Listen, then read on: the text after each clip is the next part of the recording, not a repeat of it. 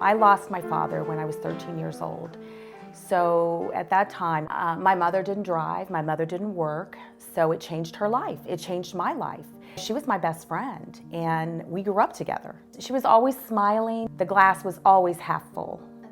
When they first used the term Alzheimer's, I didn't even know what that was. I was shocked when I actually looked it up. And I thought, this is not possible. This has never been in my mother's family. She's just aging. This is normal aging. She's forgetful. Yeah, she's forgetful. So what? We all are. My name is Mary Messer, and my mom is June Stewart.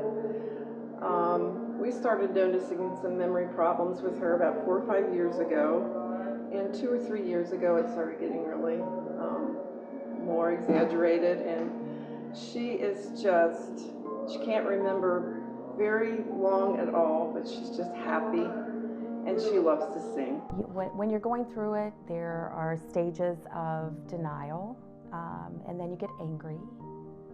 You get angry at that person because you feel like that this person, how could you do this to me? The hardest decision that I had to make was, okay, she's got to have 24/7 care. And it was hard. It was hard to do that.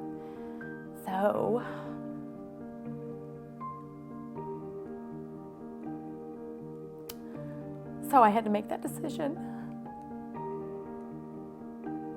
But it was for her own good. Once she got acclimated, she blossomed. She did great. One day, I came walking into the nursing home. And you have to realize that 4 or 5 months prior to this, my mother hadn't said much at all. So I walk into the nursing home, and there is a musical group in there performing and singing. And I look over and I see my mother, and she's singing. She is singing the words to a song as clearly as I'm speaking to you. It was like a snapshot. It was like, that's my mother. Oh my gosh, where did that come from? A lot of people have this assumption that when I explain, I'm a music therapist, and they go, oh, what's that, right? They are like, oh, that's just where you come in and you play music. No, not necessarily. Because the main difference is that you want something that actively involves them. I had to drive that home while I was here too. Like, I'm not here to perform. I'm not. You are here to sing with me. That's the important part. That's what we're looking for. Absolutely.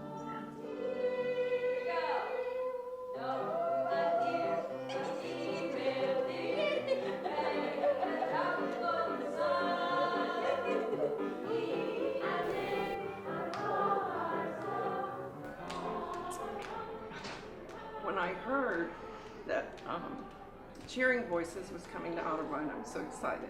She's singing more. She sings in her apartment.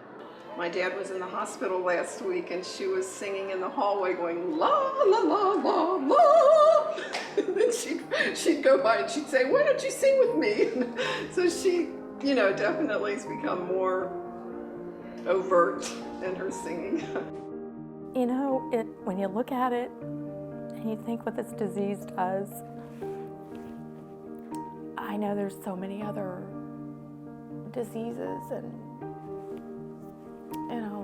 out there that people are dealing with, but there's just something about Alzheimer's. It's like that person is in there, but they're not. And you just want to reach in and grab them, and you just can't. You can't get them to come out.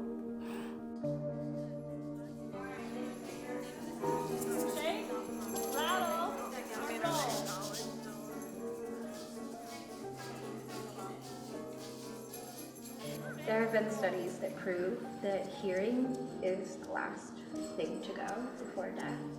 They also have proven that music connects neurons on both sides of the brain. So it's one of the last things to go in terms of memories because it involves the most amount of connected neurons. And you can say all that, but you can see it. So I've worked with someone that was at the point, they didn't even remember their own name, but they knew all the words to Let Me Call You Sweetheart. They sang big and bold, and they looked at their neighbor. All I did was sing Let Me Call You Sweetheart. To them, that song brought them back to that point. That is why that this is so important to me, because I think that's what music does. It changes. It brings back something. It brings back memories. It brings back moments. Oh, we hope that we could do this in every facility across the tri-state area. What we're hoping for, though, is to bring it into the actual facility where we don't have to transport the people, where we go in and we're there and we make this a weekly event. I put a little note on her wall that choir was on Thursday, and so every day she says, "Today Thursday," so she looks forward to coming so much. So I just want to thank you all for bringing it to Otterbein, because it was a wonderful program for my mom. My hope is that there's never any more Alzheimer's in this world.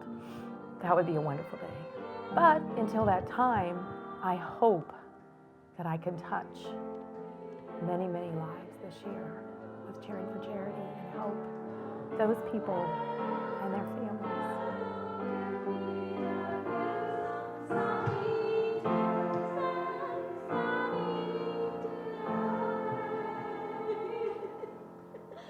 Thank you for singing with me, guys. You were great every week when I was out here, and we hope to be back in the future.